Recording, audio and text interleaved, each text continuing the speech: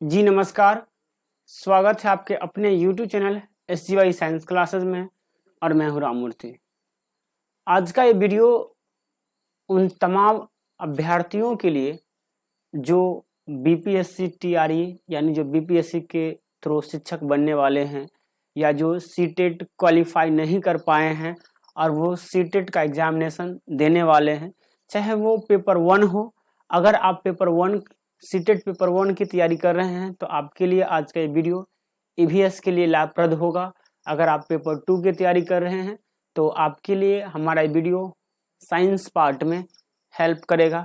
और साथ ही साथ हमारे जो साथी हैं जो टीचर बनने वाले हैं, यानी जो आने वाले आगामी भर्ती में BPSC द्वारा आयोजित होने वाले आगामी भर्ती में टीचर बनने वाले हैं, उनके लिए ये साइंस पार्ट में यानी GS पार्ट में हेल्पफुल होने वाला है। जैसा कि आप स्क्रीन पर देख रहे होंगे कि हमने आपके सामने में एक पिक लगाया है। यह है विज्ञान भागदू कक्षा 7 का ये कवर है। यानी इससे तो स्पष्ट है कि हम आज आप लोगों के सामने में SCERT मतलब जो BTC के द्वारा जो बुक छापी जाती है, SCERT जो NCERT के जो कोवैलेंट होते हैं, लाइन बाय लाइन उसका एक्सप्लेन करूंगा।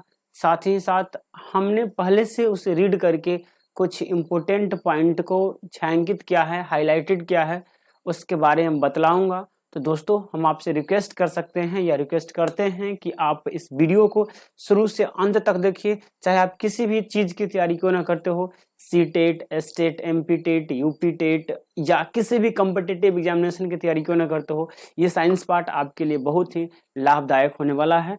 तो चलिए बिना देरी किए शुरू करते हैं अपने इस पाठशाला को। देखिए अपना जो पहला चैप्टर होता है वो चैप्टर है अध्याय 1, और अध्याय 1 में इस चैप्टर का नाम है अध्याय 1 में इस चैप्टर का नाम है जल और जंगल। क्या है?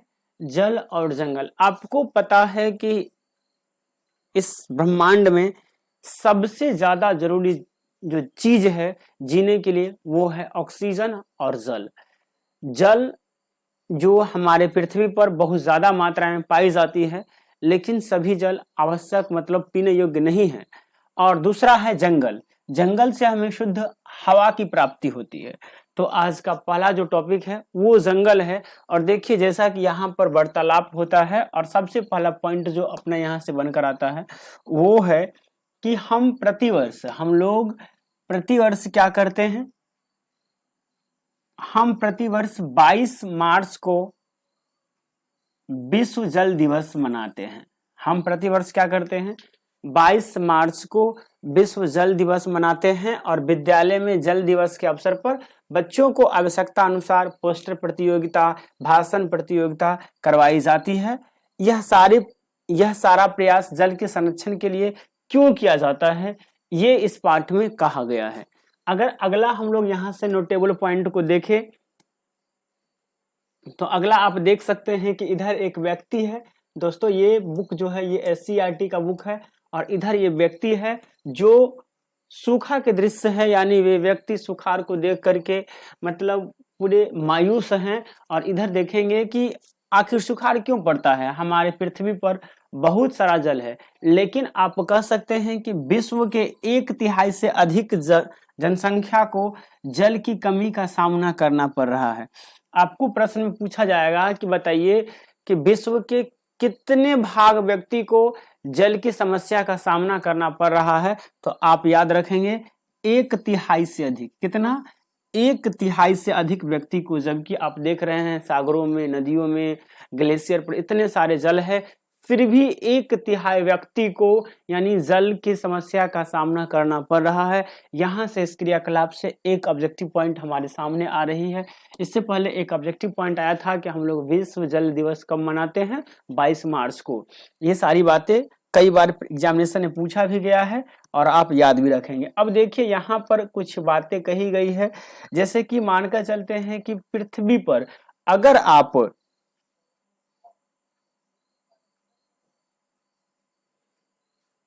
यहाँ कहा गया है कि अगर आप इस बाल्टी में, इस 20 लीटर की बाल्टी में, ये बाल्टी कितने लीटर का है, 20 लीटर का बाल्टी है, और यदि आप इस 20 लीटर की बाल्टी में यदि आप पानी भर देते हैं और आप इस पानी में, इस बाल्टी में भरे पानी को विश्व में या पूरे पृथ्वी पर पानी के मात्रा को समझते हैं, तो आप यूं कह सकते हैं कि इस जग में यानी 500 ml ही पानी जो है वो मतलब मीठा जल है। यानी अगर हमारे पृथ्वी पर 20 लीटर जल है तो उसमें से जो मृदु जल है वो मात्र 500 ml है, और उसमें से भी इस 500 ml में से जो 150 ml है ये जल कहाँ है, ये जल भौम जल के रूप में है। यानी कह सकते हैं जो भौम जल है वो मतलब ये 150 ml है। कितना है, 150 ml है जो भौम जल है, यानी आप जिसे उपयोग में लाते हैं।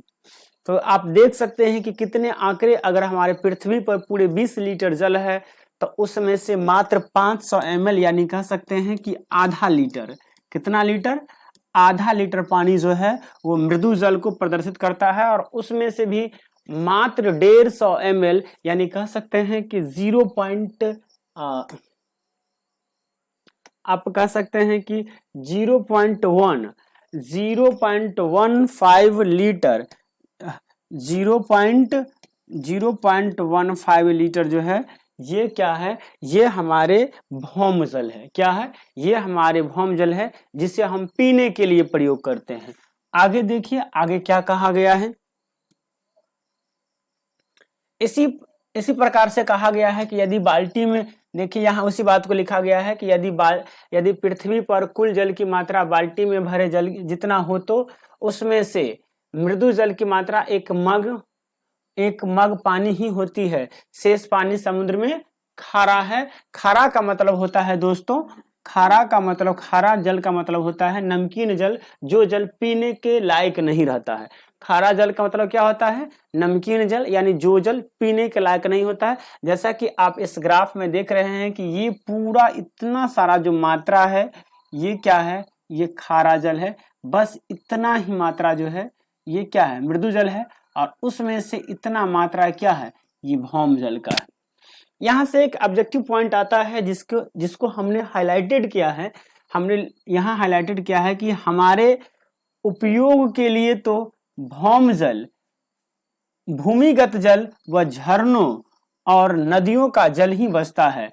यह कुल जल का 0.006% है। कितना है, 0.006% है। यानी आप समझ सकते हैं कि इतने कम जल है हमारे उपयोगी में।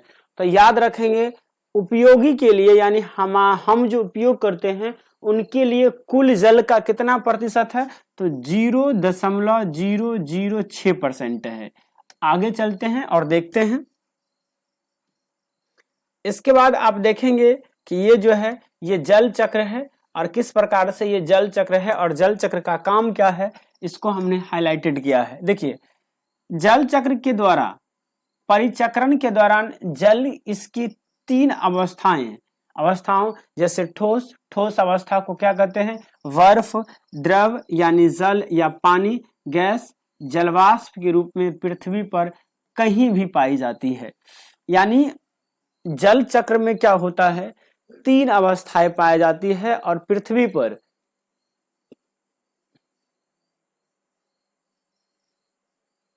पर 3 अवस्था में जल पाए जाते हैं।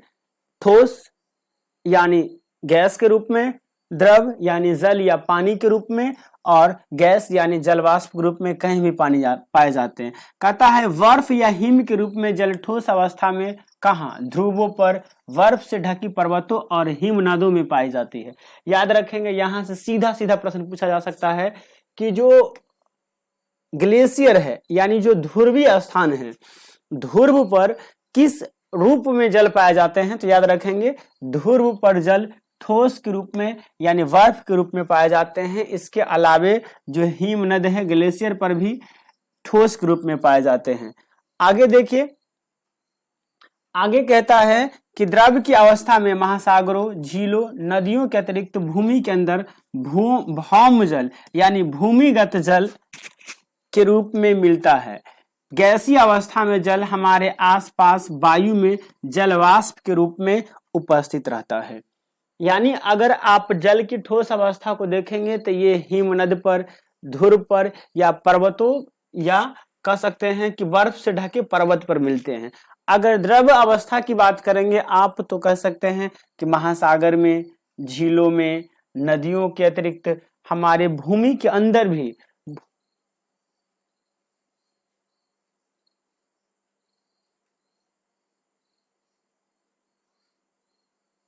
भूमि के अंदर भी भूमिगत जल या भौम जल के रूप में मौजूद रहता है।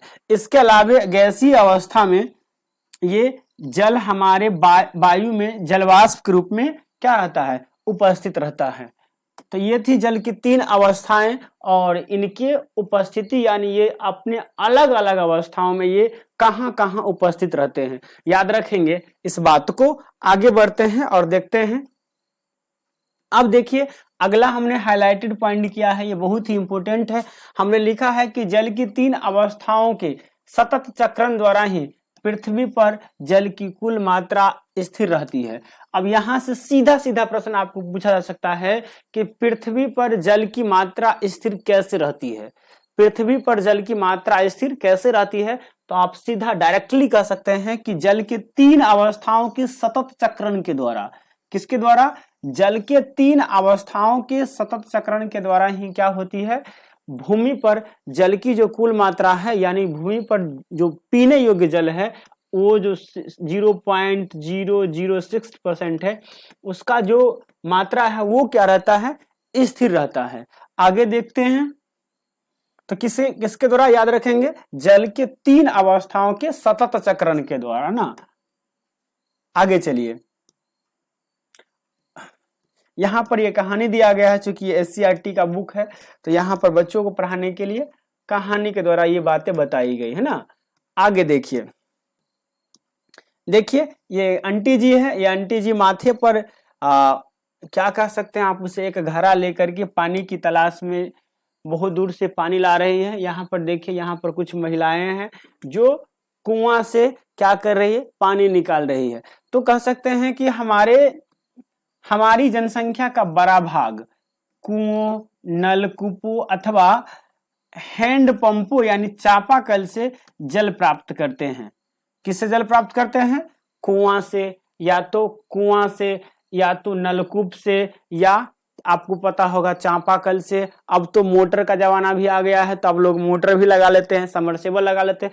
अब एक बात उठता है कि इन स्रोतों को जल कहां से प्राप्त होता है, तो इन स्रोतों को जल कहां से प्राप्त होता है। तो अब देखिए, इन स्रोतों को जो जल प्राप्त होता है उसे हम लोग कहते हैं भूमिगत जल। क्या कहते हैं उसे?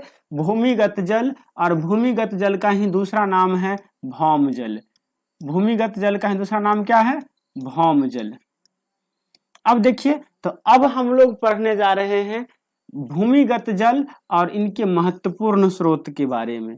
किसके बारे में? इनके महत्वपूर्ण स्रोत के बारे में। अब देखिए, कहता है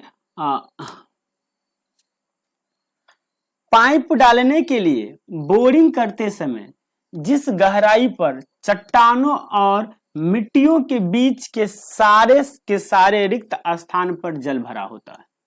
मतलब हम जब चापाकल गाड़ते हैं तो उसके लिए बोरिंग करते हैं, तो जब गहराई में जाते हैं तो वहां पर चट्टानों और मिट्टियों के बीच कुछ खाली स्थान पाया जाता है और उस खाली स्थान में क्या रहता है? जल भरा रहता है। कहता है कि उसी ऊपरी परत को भौम जल स्तर कहते हैं और उस परत को क्या कहते हैं? भौम जल स्तर कहते हैं। भौम जल स्तर कहते हैं, अपने भाषा में कहते हैं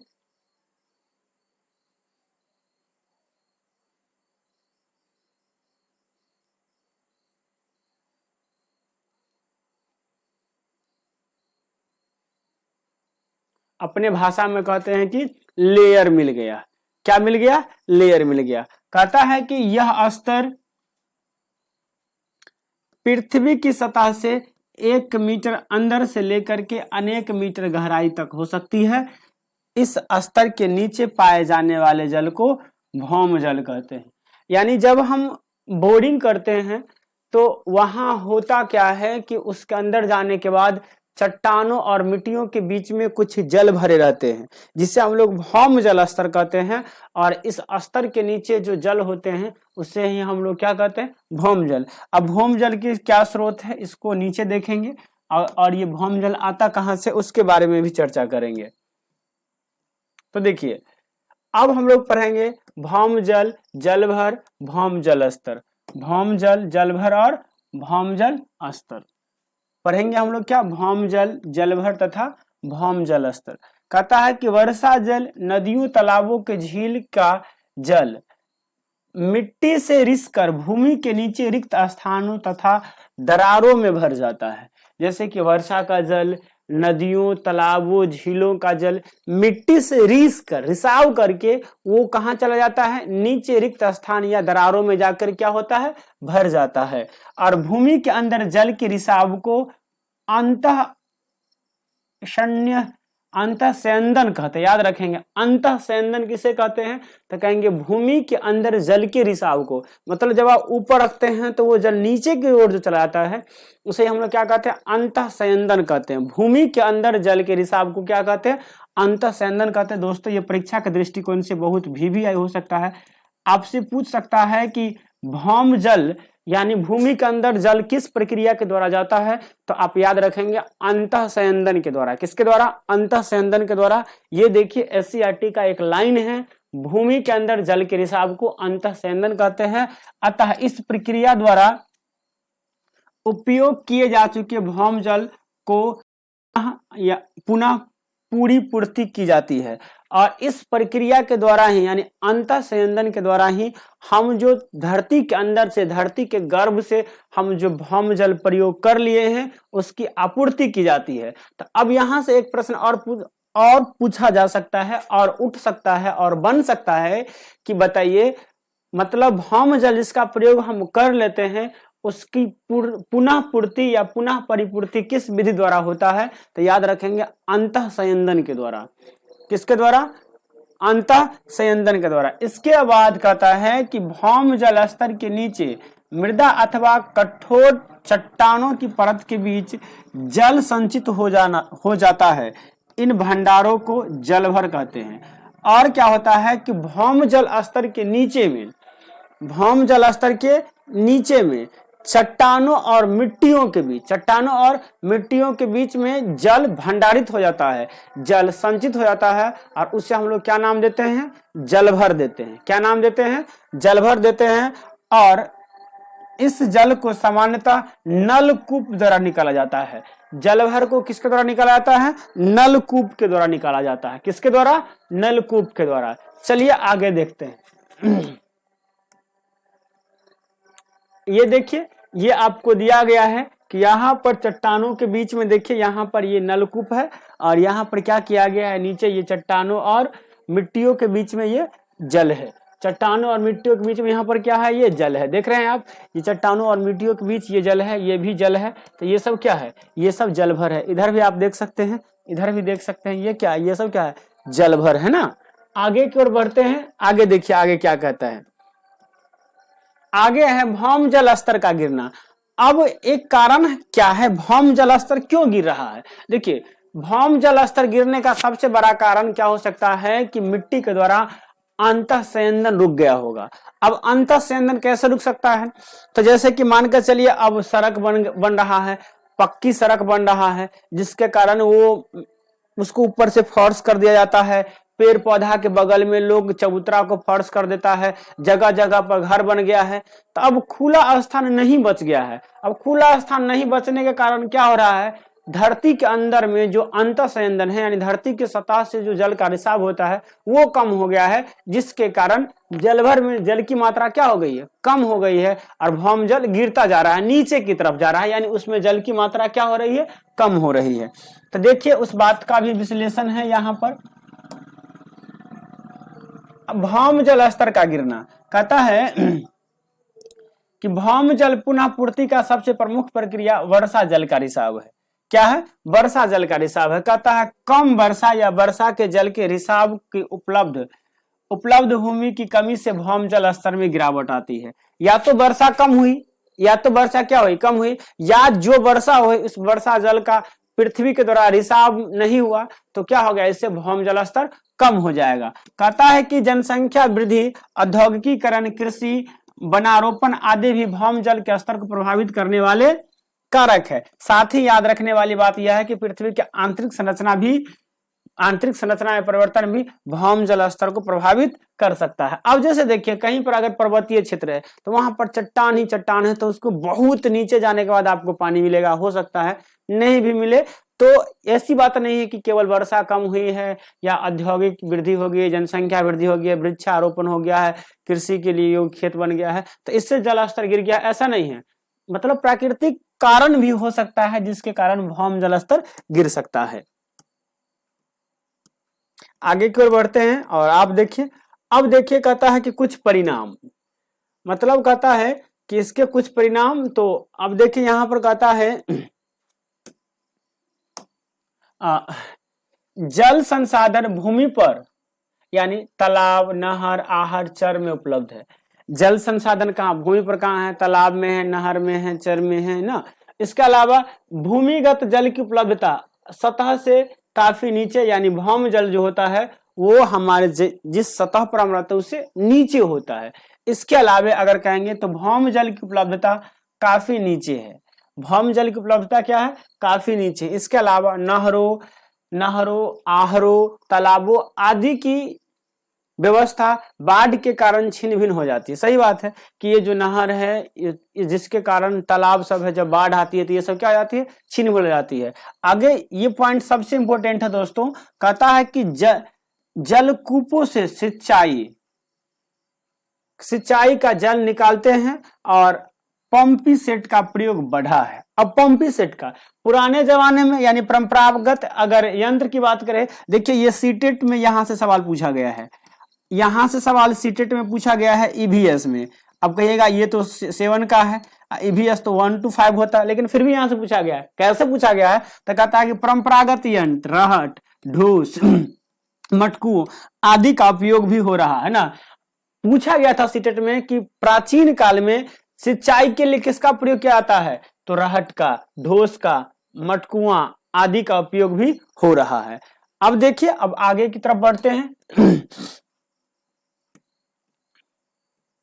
अब आता है जल प्रबंधन। क्या आता है, जल प्रबंधन। थोड़ा नीचे ले लेते हैं, जल प्रबंधन। अब देखिए जल प्रबंधन क्या है, कहता है वर्षा जल का संग्रहण, जल प्रबंधन एवं भूमिगत जल की पुनः पूर्ति का अच्छा उदाहरण है। हमने कितने अच्छा से इसे हमने हाईलाइटेड किया है। ये बीच में जो एनसीईआरटी एससीईआरटी का जो भाषा था उसे काट करके अपने भाषा यहाँ पर हमने बनाया। कहता है कि वर्षा जल का संग्रह करना। अब वर्षा जल को जो इकट्ठा करते हैं, भंडारण करते हैं, संग्रहण, जल संग्रहण और भूमिगत जल का पुनः पूर्ति का एक अच्छा उदाहरण है। यानी जल संग्रह यानी जल का जो प्रबंधन है उसका सबसे अच्छा प्रयोग है कि आप वर्षा जल को संग्रहित कीजिए, उसे बचा कर रखिए, उसे भंडारित कीजिए। ये सबसे अच्छा उदाहरण है। उसके बाद आता है कुछ प्रयोग, आगे देखेंगे। इसके अलावा देखिए कहता है कि ड्रिप सिंचाई या बूंद सिंचाई से जल पौधों की जड़ तक पहुंचाया जाता है ना। बूंद सिंचाई से, जिसे ड्रिप सिंचाई कहते हैं, ड्रिप सिंचाई से जल विद्युत के जड़ तक पहुंचाया जाता है और जल की बर्बादी नहीं होती है। क्या नहीं होती है, जल की बर्बादी नहीं होती है। तो पहला जल का भंडारण क्या है कि आप वर्षा जल को संग्रहित कीजिए। दूसरा कि आप जो सिंचाई की परंपरागत विधि है जिसमें जल की बर्बादी बहुत ज्यादा होती है, आप उसके स्थान पर आधुनिक सिंचाई जैसे कि ड्रिप सिंचाई, बूंद सिंचाई का प्रयोग कीजिए। इससे क्या होता है, जल बर्बाद भी नहीं होता है और इसके अलावा वो डायरेक्ट पौधे के जड़ तक जाता है। इस प्रकार यदि नलकूप के जल को पाइप द्वारा खेतों तक ले जाकर स्प्रिंकलर द्वारा सिंचाई करने पर भी जल की खपत कम होती है। और यदि आप उसको क्या कर सकते हैं, एक तो आप ड्रिप सिंचाई कीजिए, और या आप पाइप के द्वारा क्या कीजिए, एक ठोस पाइप के द्वारा, ताकि वहां से पानी बर्बाद ना हो, उसे खेत तक ले जाइए और फुहारा मतलब वर्षा उसका कीजिए, फुहारा की तरह उससे अगर खेती आप करते हैं, सिंचाई करते हैं, तो उससे भी क्या होता है, मतलब पानी कम बर्बाद होता है। तो ये सब है जल संरक्षण। अब देखिए ये अपना जंगल है, तो वो खत्म हो गया जल का टॉपिक। अब दोस्तों यहां से शुरू होता है जंगल। आप देख रहे हैं ये जंगल है, ये चित्र जो है ये जंगल है। इस चैप्टर का ये 8वां चित्र है, जहां पर एक जंगल का चित्र प्रदर्शित किया गया है। आगे की ओर बढ़ते हैं और देखते हैं जंगल में क्या सब है, क्या सारी बातें कही गई है। तो चलिए अब जंगल की बात करते हैं, तो कहेंगे हमारे देश में घने जंगल है ना भाई, आ जाओ ना। कह सकते हैं कि हमारे देश के कई भागों में घने जंगल है। बिहार राज्य में भी कुछ जगह पर बड़े जंगल है। जंगल में कई प्रकार के पेड़, झाड़ी, घास आदि पाए जाते हैं। जंगल में कई प्रकार के जीव जंतु जैसे बाघ, रीछ, हिरन, बंदर, तरह तरह के पक्षी, कीट पतंग आदि भी पाए जाते हैं। अब मेन मुद्दा यहाँ से उठता है, यहाँ से देखिए बिहार में कौन कौन जंगल है, कौन कौन प्रसिद्ध स्थान है। सबसे इंपोर्टेंट पॉइंट यहाँ से उतना नहीं पूछ सकता है, लेकिन हमने जो यहाँ पर हाईलाइटेड किया वहां से डायरेक्ट प्रश्न पूछे जाएंगे। याद रखिएगा, पश्चिम बंगाल जिला में वाल्मीकि राष्ट्रीय उद्यान। आपसे दोस्तों डायरेक्ट प्रश्न पूछेगा, बताइए वाल्मीकि राष्ट्रीय उद्यान कहाँ है। वाल्मीकि राष्ट्रीय उद्यान कहाँ है, तो याद रखेंगे बिहार के पश्चिम चंपारण में। बिहार के पश्चिम चंपारण में, बिहार के पश्चिम चंपारण में वाल्मीकि राष्ट्रीय उद्यान है। पूछ देगा बिहार के पश्चिम चंपारण में जो बिहार के पश्चिम चंपारण में जो उद्यान है उसका नाम बताइए, तो वाल्मीकि राष्ट्रीय उद्यान। या पूछ सकता है वाल्मीकि राष्ट्रीय उद्यान कहाँ है, तो याद रखेंगे पश्चिम बंगाल चंपारण में। एवं अभयारण्य है जो बाघ के लिए संरक्षण एवं आरक्षित वन है। अब ये वाल्मीकि किसके लिए है, बाघ के लिए ना। किसके लिए है, बाघ के लिए। पश्चिम चंपारण जिला में जो वाल्मीकि अभयारण्य या वाल्मीकि उद्यान है वो किसके लिए संरक्षित है, बाघ के लिए। इसके अलावा वैशाली जिला के बरेला अभयारण्य, मुंगेर जिला के भीमबंध अभयारण्य, गया जिला के गौतम बुद्ध अभयारण्य, रोहतास जिला के कैमूर अभयारण्य बिहार की प्रमुख जंगल है। क्या है, बिहार के प्रमुख जंगल है। याद रखेंगे वाल्मीकि अभयारण्य कहाँ है, पश्चिम बंगाल में। किसके लिए प्रसिद्ध है, बाघ संरक्षण के लिए। बरेला अभयारण्य कहाँ है, वैशाली में। बरेला अभयारण्य कहाँ है, वैशाली में। बोलिए बरेला अभयारण्य कहाँ है, वैशाली में। भीमबंध अभयारण्य कहाँ है, मुंगेर में। भीमबंध अभयारण्य कहाँ है, मुंगेर में। गौतम बुद्ध गया में कौन सा अभयारण्य है, गौतम बुद्ध अभयारण्य। गौतम बुद्ध अभयारण्य कहाँ है, गया में। उसके बाद कैमूर अभयारण्य कहाँ है, रोहतास में। कैमूर अभयारण्य कहाँ है, रोहतास में। याद रखेंगे दोस्तों, यहां से डायरेक्ट प्रश्न पूछाता है, कैमूर अभयारण्य रोहतास में। इसके बारे में इसके बाद अगर हम बात करें तो आगे देखिए जंगल में कुछ प्रकार के पौधे हैं, जैसे कि हिमालय के ऊंचे पहाड़ों पर हमें चीर और देवदार के वृक्ष मिलते हैं। पूछ देगा कि हिमालय के ऊंचे पहाड़ों पर कैसा वृक्ष मिलता है, तो याद रखेंगे चीर और देवदार। हिमालय के ऊंचे पहाड़ पर क्या मिलता है, चीर और देवदार। परंतु उत्तर बिहार के चंपारण क्षेत्र में प्रमुख चौड़े पत्ती वाले साल और बागवान जैसे पेड़ मिलते हैं। अब आपसे पूछ देगा बताइए साल और बागवान के पेड़ कहां मिलेंगे, तो बिहार के चंपारण में। कहां मिलेंगे, बिहार के चंपारण में। लेकिन हिमालय के ऊंचे पहाड़ी पर क्या मिलेंगे, तो चीर और देवदास। क्या मिलेंगे, देवदार, चीर और देवदार।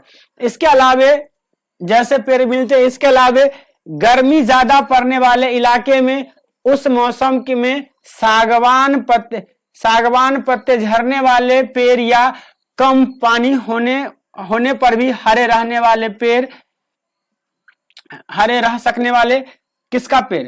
पलाश का पेड़ मिलता है। जहां पर गर्मी ज्यादा होगा वहां पर पलाश का पेड़। चंपारण के क्षेत्र में साल और सागवान का पेड़। हिमालय के क्षेत्र में चीर और देवदार का पेड़ मिलता है। किसका? चीर और देवदार का पेड़। तो देख रहे हैं दोस्तों कितना इंपॉर्टेंट पॉइंट सब यहां से निकल रहा है जो हम आपके लिए लेकर आए हैं। चलिए आगे की ओर बढ़ते हैं।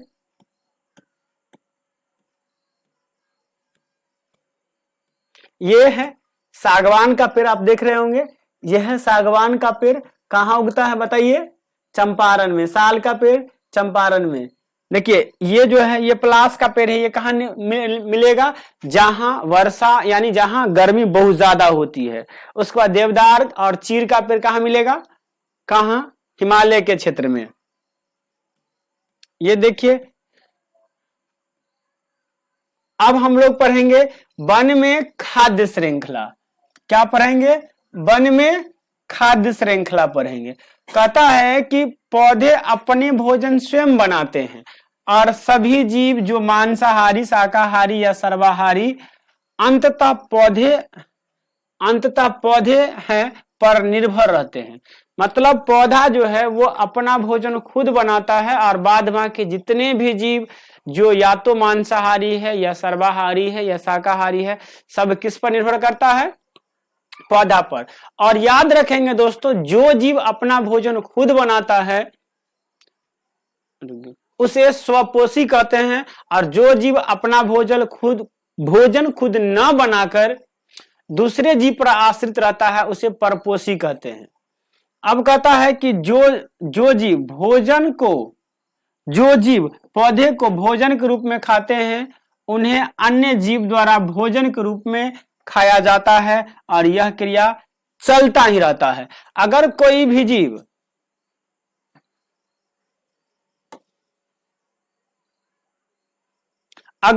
जीव पौधे को खाता है तो उस जीव को कोई दूसरा जीव खा जाता है। तो ये प्रक्रिया हमेशा चलता ही रहता है। और देखिए यहां पर जैसे कि ये क्या है? ये टिड्डा है। ये किसको खाया? घास को। तो ये टिड्डा को कौन खा गया? मेढक। अब मेढक खाया टिड्डा को तो इस मेढक को कौन खा गया? सर्प। सर्प खाया मेढक को तो सर्प खाया मेढक को तो सर्प को कौन खा गया? गीद। ये प्रक्रिया निरंतर चलती रहती है। ये प्रक्रिया क्या होती है? निरंतर चलती रहती है। यहाँ देख रहे हैं घास को कौन खाया? कीट। कीट को कौन खाया? मेढक। मेढक को कौन खाया? सांप। और सांप को कौन खाया? गरुड़। इसके अलावा घास को कौन खाता है? हिरन। और हिरन को कौन खाता है? बाघ। तो ये जो है ये प्रक्रिया निरंतर चलती ही रहती है। ये प्रक्रिया क्या होती है? निरंतर चलती रहती है। और इस प्रकार जो प्रक्रिया होती है इस प्रक्रिया को ही क्या कहते हैं? खाद्य श्रृंखला कहते हैं। इस प्रक्रिया को क्या कहते हैं? खाद्य श्रृंखला कहते हैं। अब देखिए कहता है कि वन में अनेक खाद्य श्रृंखला पाई जाती है, सभी में परस्पर संबंध होते हैं, यह सब मिलकर खाद्य श्रृंखला के रूप में ही होते हैं। अब आगे हम लोग पढ़ेंगे, यानी बहुत प्रकार के वन में खाद्य श्रृंखला पाए जाते हैं। जैसा कि 2 खाद्य श्रृंखला तभी आपने तो ये पेज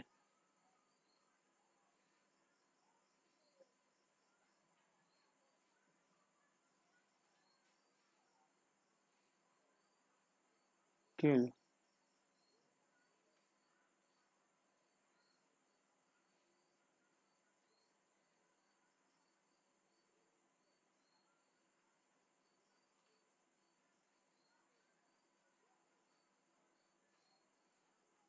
जैसा कि 2 खाद्य श्रृंखला तभी आपने ऊपर देखा ना।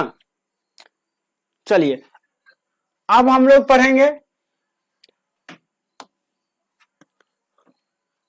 पढ़ेंगे वन की मिट्टी के बारे में। किसके बारे में? वन की मिट्टी के बारे में। तो याद रखेंगे मिट्टी की ऊपरी परत में क्या पाई जाती है? ह्यूमस पाई जाती है। हिंदी में इसे नमी कहते हैं। मिट्टी की ऊपरी परत में क्या पाई जाती है? ह्यूमस पाई जाती है।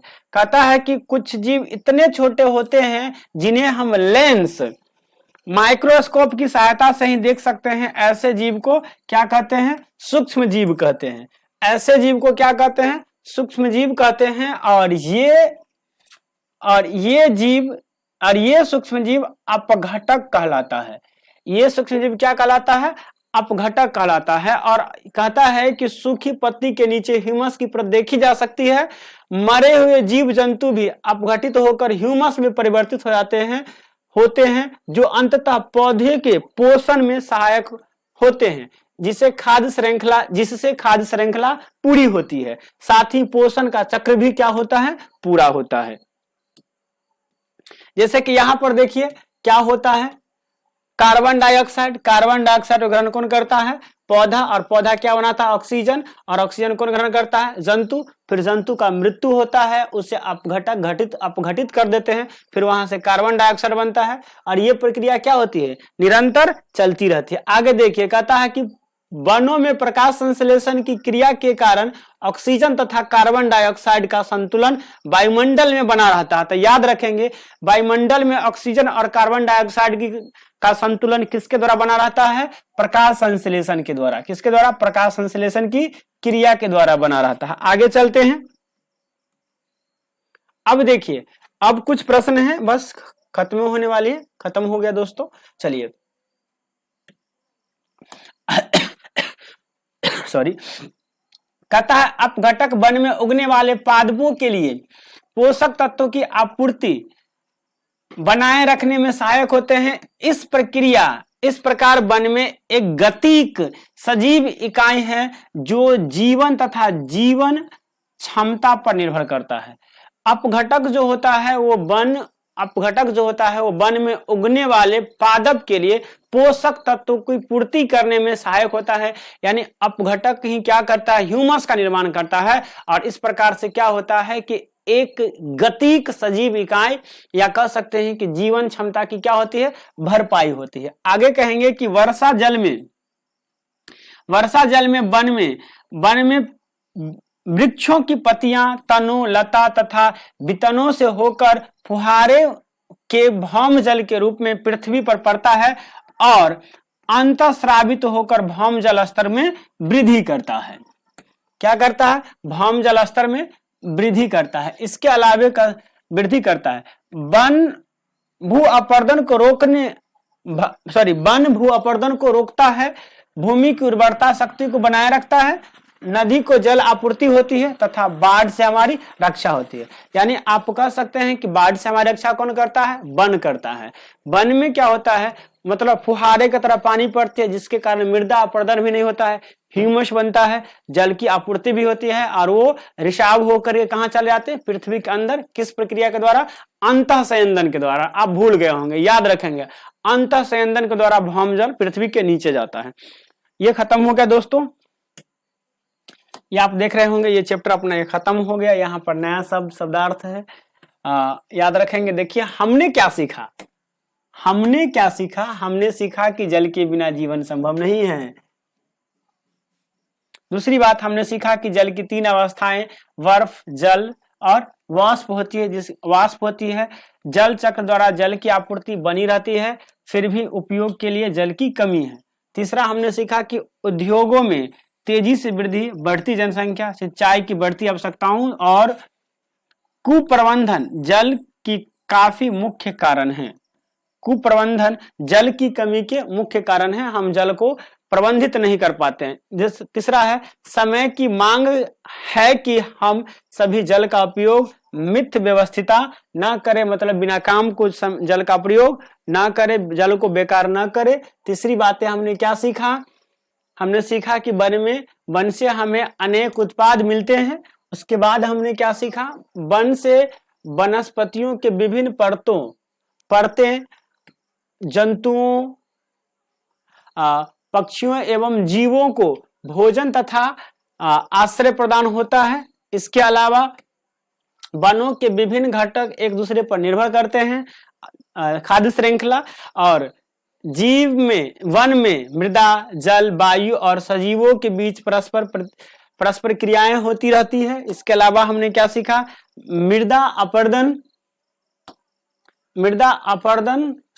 वन मृदा को अपरदन से बचाता है, और अंततः हमने क्या सीखा कि मृदा वनों में वृद्धि करता है तथा पुनर्जनन में सहायता करता है। तो दोस्तों कैसा लगा आपको हमारा वीडियो कमेंट करके बताइएगा। अगर अच्छा लगा है तो एक लाइक करके, साथ ही साथ यदि आप हमारे चैनल पर नए हैं तो इसे सब्सक्राइब कर लीजिए। मिलते हैं कभी फिर किसी अगले वीडियो में। आज के लिए इतना ही। जय हिंद, जय भारत।